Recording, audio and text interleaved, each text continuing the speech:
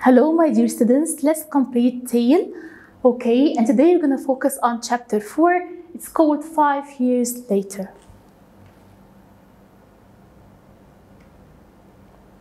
Usually you start by setting. Setting, you are 5 years later, so you're going to be in 1780. It's all in England, in London. And by turn, you're going to go to inside a court called Old Bailey Court, and then outside Old Bailey Court, and then a tavern, a place that serves wine and food. And Mr. Stryver lodging, it's like his own house.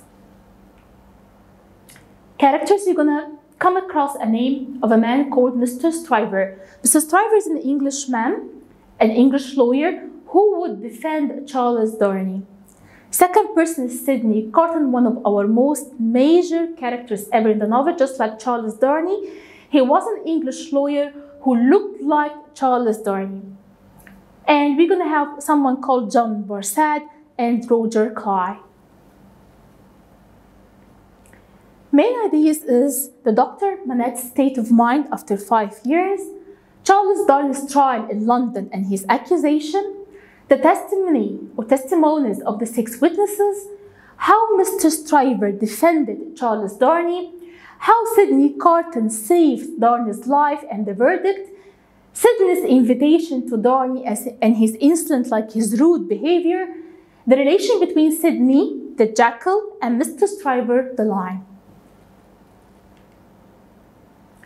One more time in our private notebook, we're going to just pick up the meaning of the following words from the dictionary, okay? It's very important for you all. Here are the words I asked for. Trial as a noun, court, accusation, accused, defendant, testimony, or they call it testimony, English, American and British, testify, cross-examination, witness as a noun and witness as a verb, military, troops, treason, traitor, spy, ex-convict, gambler, charge, verdict, crime, resemblance, similarity, judge, general attorney, patriot, an unidentified witness, and jackal.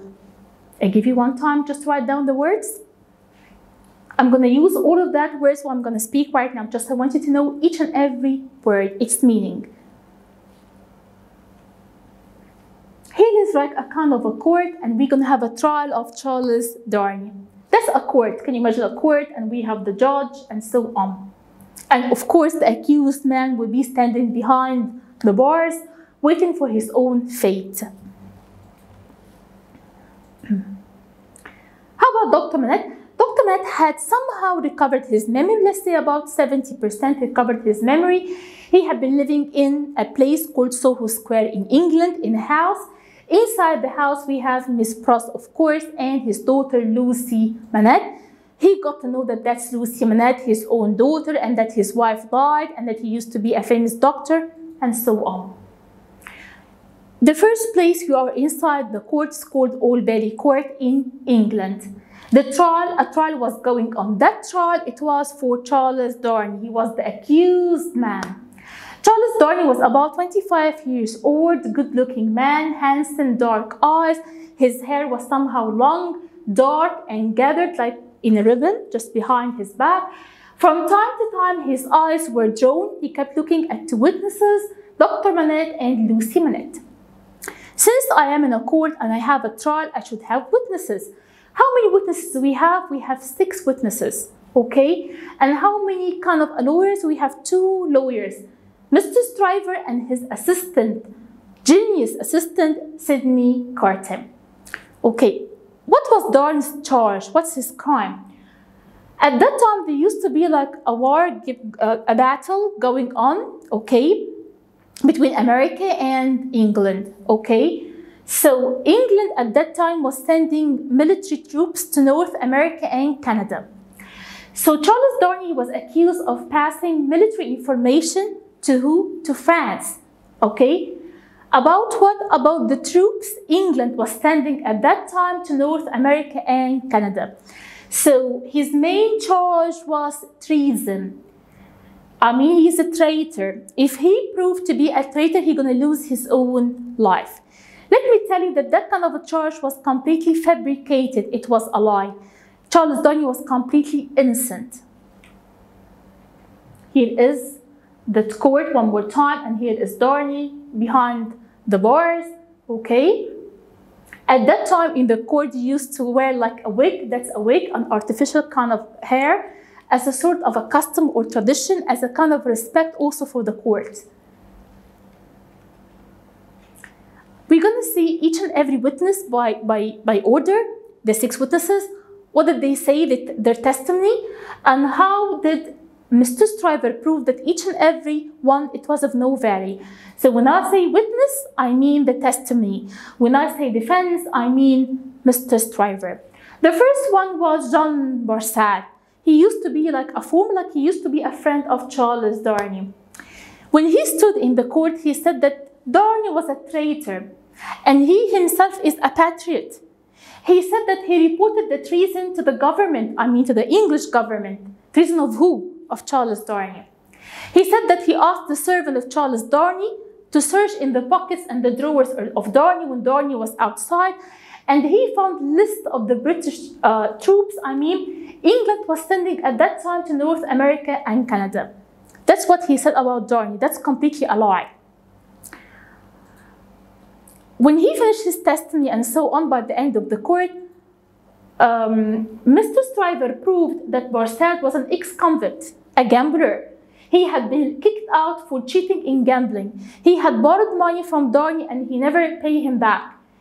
John Barsad wasn't an honest man. He was a sawyer, liar, rascal, disrespectful man. He was a sort of a gentleman by name only. So a man with that kind of qualities, so his own testimony, it was of no value. The second witness was Roger Cly, Darnley's servant. He said he used to be Darnley's servant. That was about 4 years ago. And he said that he suspected Charles Darnley and that he received orders from the gentleman, John Barsad, to search in Darnley's house when Darnley was out. When he searched, he found list or documents. He handed the documents to Mr. John Barsad, and that documents was completely against Charles Darnley, and the document proved that Darnley was completely a traitor or a spy. During the cross-examination, Mr. Stryver, the lawyer, he proved that Cly was completely a sort of like a thief. He was an old friend of Barsad. Okay, the lists were not in Darnley's handwriting, and he was a hired spy. So a man with that kind of qualities, also his own testimony, it was of no value. Then here comes the role of Mr. Lorry. Mr. Lorry, when he stood up, he said, yes, I know Charles Darnley. I met him 5 years ago in 1775 on the boat when we were moving from France, going back to England. When he was asked, did you talk to Charles Darnley? He said, no, I didn't talk to him because the weather was horrible and it was completely a tiring kind of a journey. I kept lying on a sofa all the journey back to France. Okay. During the cross-examination as well, Mr. Stryver, he said that Mr. Lorry had hardly any kind of a conversation with the prisoner, Charles Darnley, as Mr. Lorry spent all his time lying on a kind of a sofa. So what he said, Mr. Lorry was not against Charles Darnley, and his own sort of testimony was of no value. Here comes the testimony of Miss Manette, Lucy Manette. Lucy Manette, she was somehow crying. She felt sorry for Charles Darnley. She said that she first met him 5 years ago in 1775 on a boat when she was going back from France going to England. She said that he was very gentleman, he was decent. Because of the bad weather, he kept giving her pieces of advice on how to protect her own father, who was not feeling well at that time. When she was asked about Darnley, she said, yes, I talked to Mr. Charles Darnley. She said that I have seen him. I have seen Charles Darnley, or that she had seen him, talking to 2 French gentlemen, and they were swapping some sort of papers. When she was shown the documents that they were found in Darnley's house, she said, I don't know, because at that time it was completely dark. I saw just him swapping some kind of papers. I can't figure out what was inside the documents at that time. She also said that Mr. Darnley opened his heart to her and he told her that he had to travel sometimes from England to France or France to England under a false name. What she said was completely against Charles Darnley. But what she said, it was the sort of reality. She wasn't lying, by the way. During the cross-examination, Mr. Stryver proved that kind of papers, paper that they were found in Darnley's house, they were not in Darnley's handwriting, so they didn't belong to Charles Darnley. And also he proved that Darnley had to travel under a false name, not because he was a spy, but because of some kind of family matters. So what she said was not against Charles Darnley, and her own testimony didn't, it was like of no value or of no importance. Dr. Manette, when he was asked to testify, he said, yes, I know Charles Darnley. I didn't remember what happened like 5 years ago because I had been out of prison. I had a terrible loss of memory, but I only remember that I saw Mr. Darnley, and that was about 3 years ago in my own house in Soho Square. That's all he can remember, okay? So in the defense, I mean like Mr. Stryver, during the cross-examination, he said that Dr. Manette couldn't remember what happened to him or what happened on the board, like on the deck of the boat 5 years ago. And he has spent a long time in prison in France without a sort of a trial. So what he said, Dr. Manette, it was also of no value. As for the last witness, the unidentified witness, what he said was completely a lie. He just said that for money, that's all. He had been bribed. He took money from someone to testify against Charles Darnley, just like John Verstad and Roger Clive. He said that on Friday night in 1775, he saw Charles Darnley, in a kind of a hotel in Garrison Town in England, and he was swapping some kind of papers, and the paper included military information about England. He was about to send that kind of information to his own country, which is France. When he was asked, are you sure about that? He said, yes, I'm quite sure. At that time, Sidney Carton, the assistant of Mr. Stryver, he looked like Charles Darnley.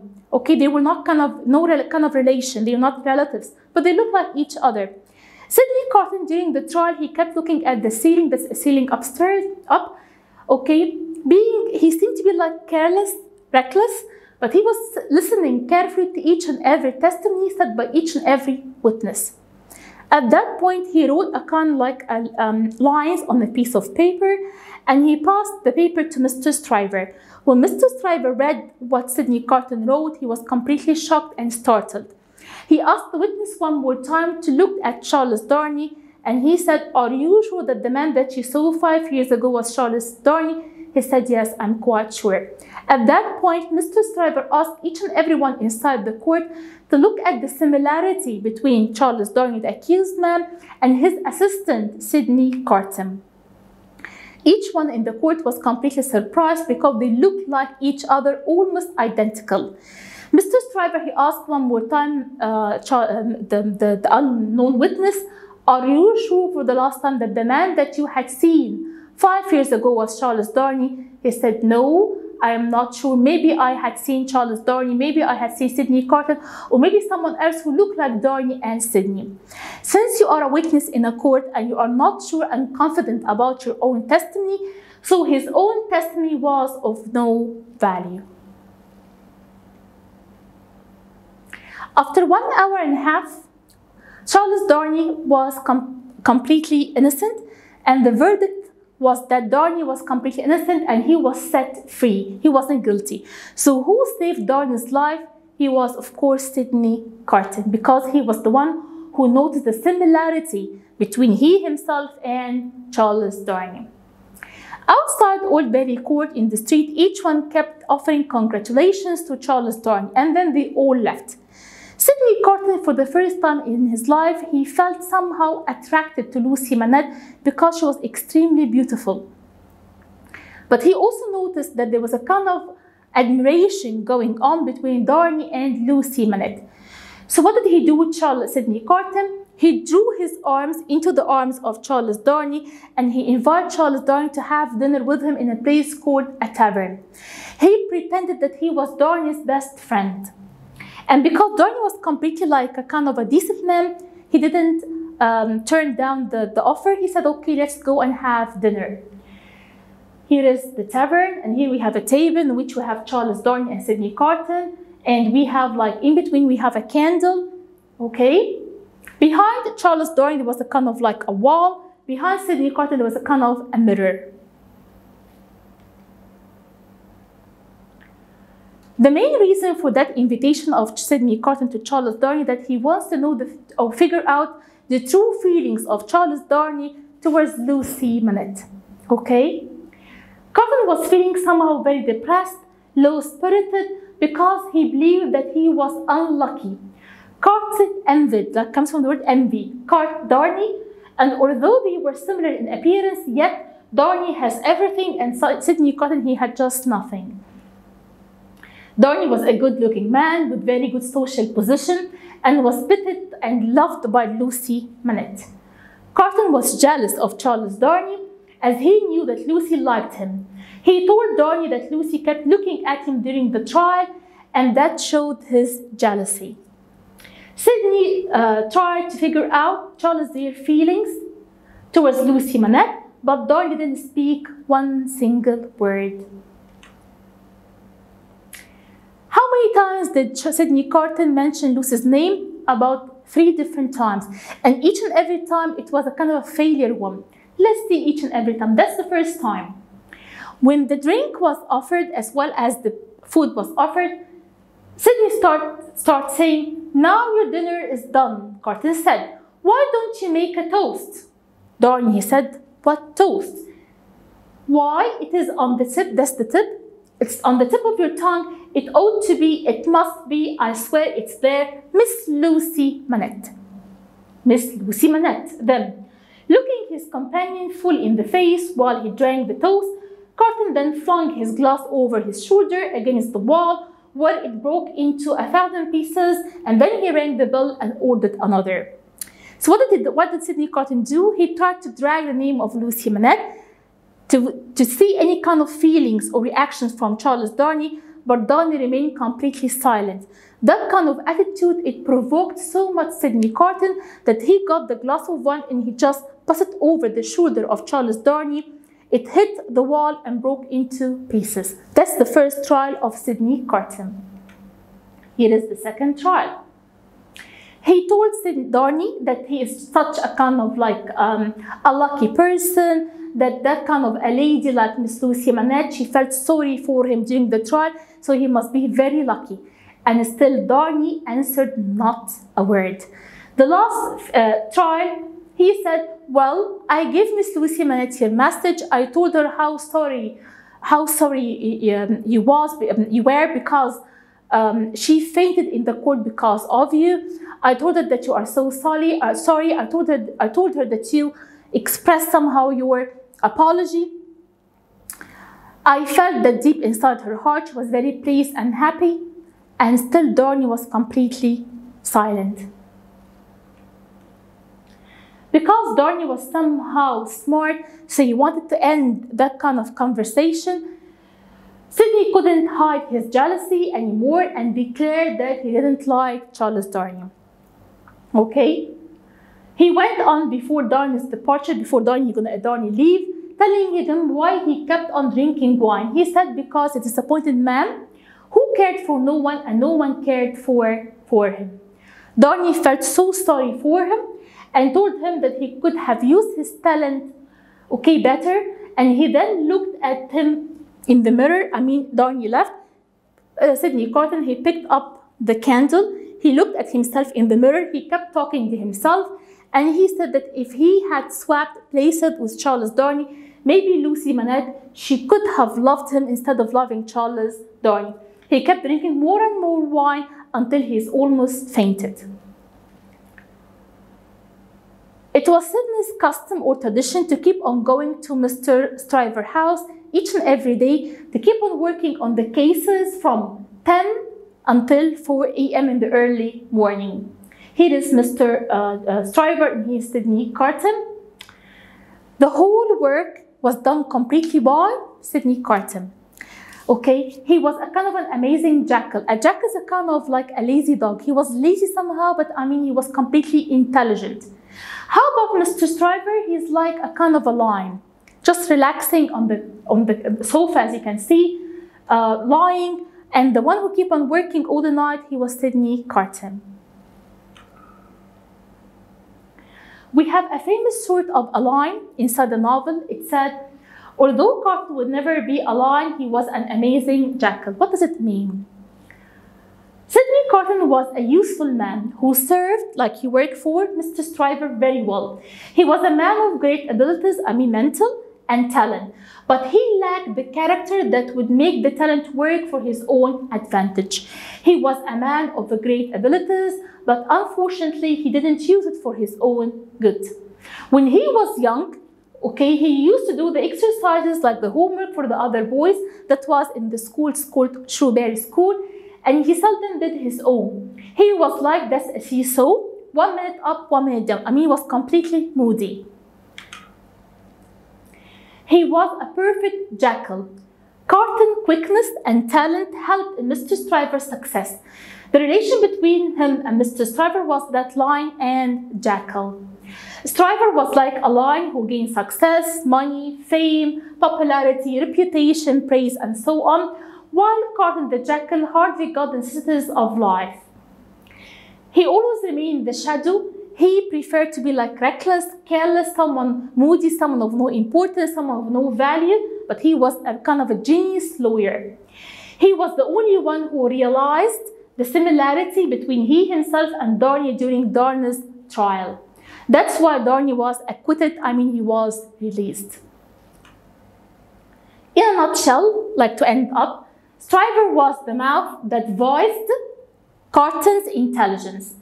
Carton always did all the work and Stryver got the lion's share. Carton preferred to be or remain in the shadow and be of no importance. When we were talking, Sydney Carton discovered that even Mr. Stryver himself, he got somehow attracted to Lucy Manette. So he felt jealous and he asked him to stop the work and that he had to leave. When he left, I mean Sydney Carton, he went direct to his own home. It was just a kind of a rented room. He just threw himself on bed and he kept crying. Even his own pillow was completely wet due to his tears. Let me ask you why he had to cry.